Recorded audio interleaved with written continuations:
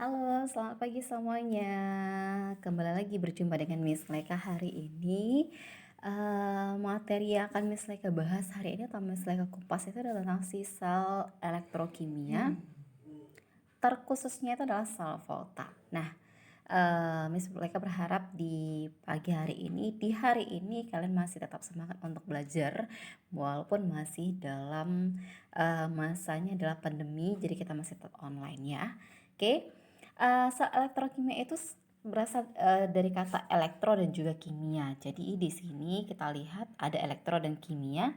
Elektro itu adalah listrik, kimia adalah reaksi kimia. Semua yang berhubungan dengan reaksi kimia, oke? Nah, si sel elektrokimia ini itu terbagi atas dua, ada yang namanya sel volta dan ada yang namanya sel elektrolisis, oke? Nah, sel volta itu adalah dia mengubah dari reaksi kimia itu bisa menghasilkan sebuah energi listrik. Salah satu contohnya itu adalah pada baterai ya. Jadi di dalam baterai itu terdapat senyawa-senyawa kimia yang nantinya dia akan bereaksi sehingga bisa menghasilkan energi listrik. Nah, baterai energi listrik inilah yang kita gunakan pada baterai misalkan nih untuk jam, terus remote TV misalkan, terus juga bisa dengan yang lainnya. Yang pasti yang bisa menggunakan baterai, oke? Yang kedua itu adalah sel elektrolisis. Jadi kalau sel elektrolisis ini itu kebalikan dari sel volta. Kalau sel volta mengubah dari reaksi kimia menghasilkan energi listrik, kalau seandainya sel elektrolisis itu mengubah energi listrik menjadi sebuah energi kimia, ya. Nah, nanti kita akan bahas lebih lanjut tentang sel elektrolisis. Hari ini tuh akan bahas tentang sel volta saja. Oke? Oke, nah dari sel elektrokimia ini, baik itu sel volta dan juga sel elektrolisis ada beberapa persamaan di antara mereka. Yang pertama itu adalah elektroda seperti yang pernah Miss jelaskan kemarin. Elektroda itu adalah suatu logam yang kita akan celupkan ke dalam larutan elektrolit. Jadi nanti itu misalkan kasih rangkaian listriknya sama kalian, bagaimana bentuk rangkaian sel voltanya, nanti kalian akan tahu mana yang termasuk ke dalam elektroda, oke? Jadi elektroda itu nanti akan terbagi atas dua, ada yang akan bertindak sebagai katoda dan yang akan bertindak sebagai anoda. Jadi elektroda itu dibagi dua menjadi katoda dan juga anoda. Nah, katoda itu apa, anoda itu apa, nanti kita bahas di sini. Terus tadi kan Miss bilang elektrolit itu kita celupkan ke dalam larutan elektrolit. Nah, jadi di sini kita menggunakan larutan elektrolit. Seperti yang kalian tahu, larutan elektrolit itu kan ada larutan asam, ada larutan basa, dan juga ada larutan garam. Tapi untuk si larutan elektrolit di sel volta ataupun juga sel elektrolisis itu yang digunakan adalah larutan garam. Biasanya yang digunakan adalah larutan garam. Oke, bukan berarti larutan asam jarang, apalagi sel volta ya. Kalau sel volta itu jarang sekali untuk larutan asam ataupun basa. Biasanya itu adalah garam, tapi tidak tertutup kemungkinan nanti di soal akan ada soal seperti itu. Oke, ini sepertinya terlalu besar Miss bikin kan, jadi nggak muat. Miss ulang lagi ya. Jadi larutannya ada larutan asam garam yang berlaku di sel volta ataupun juga sel elektrolisis ya. Oke, sip. Nah, terus katoda itu nanti di lempengan katoda tadi atau di logam si katoda tadi itu terjadi adalah reaksi reduksi, sedangkan di anoda itu terjadi reaksi oksidasi. Nah, kalau reduksi itu terjadinya adalah si penangkapan elektron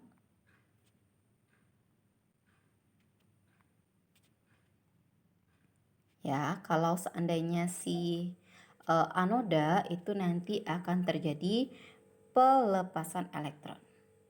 Oke, itu nanti akan terjadi pelepasan elektron. Nah, di sini Miss akan nanti kasih simulasi sama kalian untuk rangkaian sel voltanya. bentuk dari penangkapan dan juga pelepasan elektron itu seperti apa. Oke, kita akan bahas lebih detailnya di si sel volta terlebih dahulu.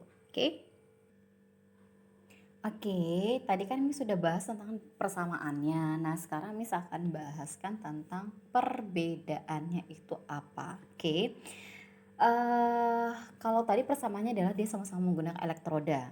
Terus dia sama-sama memiliki larutan elektrolit, ya kan. Terus katodanya itu reaksi yang berlangsung adalah reduksi, sedangkan anodanya adalah reaksi yang berlangsung adalah oksidasi. Nah, di sini untuk perbedaannya, yang pertama ini udah Miss bahas tadi sebelumnya, kalau selain di sel volta itu reaksi yang terjadi itu adalah perubahan yang terjadi itu adalah reaksi kimia jadi listrik.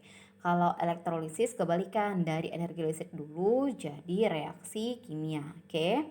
Terus untuk di sel volta reaksinya itu berlangsung secara spontan. Maksudnya adalah pada si sel volta tanpa kita berikan energi, dia akan bisa langsung menghasilkan sebuah reaksi. Ya, reaksinya akan langsung berjalan, langsung bisa menghasilkan listrik. Tapi kalau seandainya di sel elektrolisis, kita harus kasih dulu energi, baru nanti dia bisa berjalan, reaksi itu bisa berjalan, reaksi itu bisa dihasilkan. Nah, jadi itu perbedaannya. Yang satu tanpa energi bisa langsung berlangsung reaksi tersebut. Kalau seandainya si sel elektrolisis butuh yang namanya energi dulu, baru reaksinya bisa berlangsung. Oke. Terus di katoda si tempat reaksi reduksi berlangsung di sel volta tadi, itu letaknya adalah di kutub positif. Kalau seni anoda itu adalah kutub negatif. Nah, kutub positif sama kutub negatif ini adalah yang ada di aliran listrik. Ya, kita tetap di rangkaian itu tetap nanti ada listriknya. Nah, di situ kita akan hubungkan. Jadi kalau seni katoda itu selalu di kutub positif, anoda itu selalu di kutub negatif. Oke. Terus kalau seni di sel elektrolisis, katodanya kebalikan. Kalau katodanya itu di kutub negatif, sedangkan anodanya adalah di kutub positif. Itu perbedaan antara sel volta dengan sel elektrolisis. Oke. Nah, selanjutnya kita akan bahas tentang si sel volta. Jadi sel volta itu yang mau kita pelajari itu yang pertama adalah tentang rangkaian sel volta. Nah, nanti ini misalkan kasih videoin sama kalian animasi sel voltanya. Terus yang kedua itu adalah notasi sel. Nah, dari video tersebut nanti kita bisa bikinkan notasi selnya apa. Terus seperti yang tadi perbedaannya, kan si sel volta ini reaksi berlangsung secara spontan. Nah, kita membuktikan benar spontan atau tidak, ya. Dari mana kita dapatkan nanti? Dari nilai potensial sel yang dihasilkannya. Kalau nilainya positif berarti dia spontan. Kalau dia negatif itu adalah berarti dia tidak spontan, ya. Oke, jadi ini nanti kita dapatkan dari nilai N0 selnya. Oke, didapatkan dari N0 sel, apakah nanti bermuatan positif, apakah dia yang dihasilkan adalah positif atau negatif. Kalau positif berarti dia spontan, kalau negatif berarti dia tidak spontan. Jadi kita kayak menguji apakah benar dia berlangsung secara spontan atau tidak. Oke. Nah, berbicara tentang N0, N0 itu adalah potensial reduksinya. Jadi kita di sini tuh bahas tentang si potensial reduksi. Jadi di buku kalian itu kan ada berupa tabel nih. Jadi kalau Miss ngomongin adalah N0 itu adalah N0 reduksi. Nah, si N0 reduksi ini adalah potensial reduksi. Artinya adalah potensi suatu senyawa tadi bisa mengalami reduksi. Nah, jadi di sini sudah seperti yang kita tahu, berarti kalau semakin besar nilai N0-nya berarti potensi dia untuk mengalami reduksi semakin besar. Begitu juga kebalikan, kalau seni N0-nya kecil, berarti potensi dia untuk mengalami reduksi itu juga kecil. Kemampuan dia untuk mengalami reduksi itu juga kecil. Akhirnya gimana? Berarti dia nanti akan bereaksinya adalah secara oksidasi, tidak reduksi lagi. Kenapa? Seperti yang dibilang tadi, N0 reduksinya kecil, berarti dia tidak mampu mengalami reduksi. Otomatis dia akan mengalami adalah si oksidasi. Oke. Kalian simak dulu untuk video animasi dari rangkaian sel volta yang ini yang akan Miss berikan. Nah, baru nanti kita akan masuk ke notasi sel dan juga reaksi spontannya. Oke? Oke, ini bentuk rangkaian dari sel volta terdiri dari dua bejana, terus ada jembatan garang, ada ini adalah kabel ataupun juga semacam apa ya, kawat yang akan dihubungkan ke elektrodanya, apakah itu katoda sama anoda. Terus di sini kan ada warnanya nih, ada merah sama warna hitam. Nah, kalau warna merah ini adalah untuk kutub positif, kalau yang warna hitam adalah untuk kutub negatif. Nah, di sini tinggal kita klik-klik aja sih, ada logamnya, terus ada larutan di sebelah kiri juga seperti itu, tinggal kita klik aja. Kita coba yuk. Ini ada N0 selnya, N0 potensial reduksi dari masing-masing logam yang bisa digunakan sebagai elektroda. Nah, ini ada dari Mg sampai ke Ag, ini banyak sebenarnya, cuman yang Miss bikinkan di sini ada beberapa ini saja. Ini dari Mg nya min 2,37 sampai ke si Ag nya adalah positif 0,80. Ini adalah potensial reduksinya. Nah, potensial reduksi itu adalah kemampuan suatu logam mengalami reduksi. Jadi semakin besar potensial reduksinya, maka semakin gampang dia mengalami reduksi. Nah, di sini di reduksi ini kan elektron ditangkap. Elektronnya ditangkap, kalau seandainya oksidasi elektronnya dilepas, karena elektronnya kan di sebelah kiri nih, berarti ditangkap. Kalau elektron sebelah kanan berarti dilepas. Oke, kita mau coba cek. Nah, terus di sini Miss sebelum cek dulu sini, ini adalah untuk mengukur atau menghitung berapa sih energi listrik yang dihasilkan, berapa sih potensial sel yang dihasilkan dari sel volta tersebut. Oke, kita coba. Ini logamnya Miss mau pilihnya si zinc. Kenapa si zinc sih yang Miss pilih? Zinc itu di sini negatif. Jadi kalau seandainya negatif berarti kemampuan dia mengalami reduksi lebih kecil. Oke, karena pilihannya adalah silvernya adalah perak, terus ada copper ini adalah Cu, terus zinc. Jadi di antara tiga ini kita lihat di N0 nya itu yang paling kecil adalah si Zn. Maka yang paling kecil dia yang lebih sukar untuk mengalami reduksi, sehingga lebih mudah mengalami oksidasi. Nah, oksidasi itu letaknya di anoda. Anoda itu di sel volta letaknya di kutub negatif, makanya kita letakkan di kutub negatif. Oke, terus larutannya harus sesuai. Kalau kita pilih zinc berarti di bawahnya juga harus Zn. Oke, yang ketiga di sini Miss pilihnya ada Cu, terus larutannya juga Cu. Nah, nanti kalian akan perhatikan untuk bentuk dari elektronnya.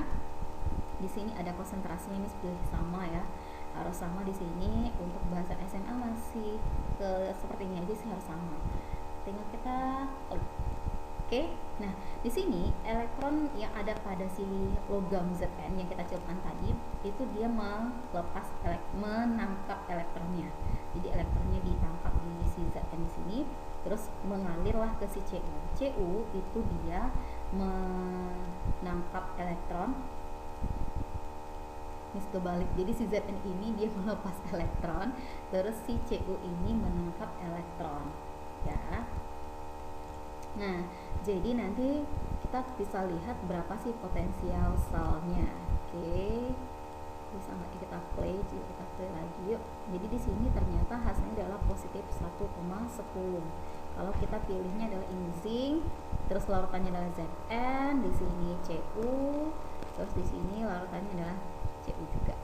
Oke, nah coba perhatikan nanti di potensialnya, ternyata hasilnya adalah positif. Kalau positif berarti reaksi kita berlangsung. Bagaimana kalau seandainya kita tukar? Yuk kita coba ya. Kalau kita tukar, ini masih berlangsung ya. Oke, kita tukar. Ini misalkan adalah silver, si Ag, terus ini Ag. Coba perhatikan di sini Ag itu paling besar ya, paling besar. Berarti di antara yang ini, yang ada di sini di N0 selnya, si Ag ini yang paling gampang mengalami reduksi. Tapi kita coba letakkan dia di anoda. Oke, terus di sini Miss pilihnya Zn deh. Terus ini Zn. Oke, udah. Tinggal kita klik. Nah, coba kalian perhatikan nanti ya.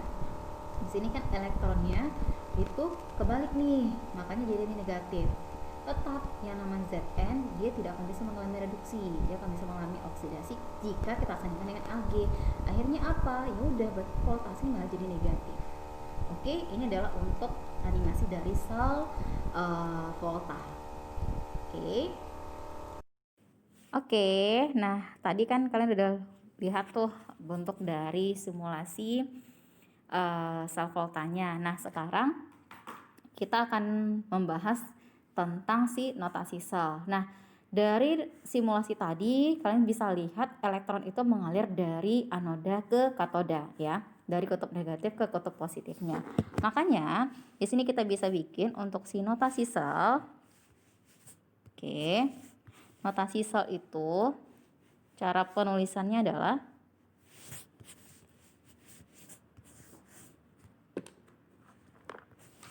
notasi sel. Cara penulisannya itu adalah dari anoda ke katoda. Nanti itu melewati jembatan garam. Seperti dari simulasi yang tadi. Jadi penulisannya itu mulai dari si logamnya dulu. Logam. Terus ion yang ada di anoda. Terus melewati jembatan garam, melalui ke katoda, ionnya baru ke logam yang ada di katoda. Jadi kita tinggal tuliskan aja seperti ini. Nah, tadi kan kita udah tahu tuh si anodanya adalah Zn, ya kan? Anodanya Zn. Terus katodanya adalah si Cu. Ya, oke. Nah, berarti di sini Zn ini logamnya apa? Maka kalau kita tuliskan notasi selnya, logam si Zn, ionnya Zn itu adalah Zn 2+, oke, terion tadi, terus jembatan garam, terus ion si katoda, baru ke logamnya. Oke. Ini bentuk dari notasi sel yang terdapat pada simulasi sel volta tadi. Nah, jadi ini notasi selnya. Terus kita mau lihat bagaimana sih cara menghitung reaksi itu berjalan secara spontan. Itu kan dari nilai N0 selnya, itu adalah positif. Nah, tadi kalau dari simulasi itu kan langsung terhitung tuh positif atau negatifnya. Nah, kalau dari perhitungan seperti apa? Kalau dari perhitungan itu caranya adalah N0 sel sama dengan N0 yang ada pada katoda kita kurang dengan N0 yang ada pada anoda.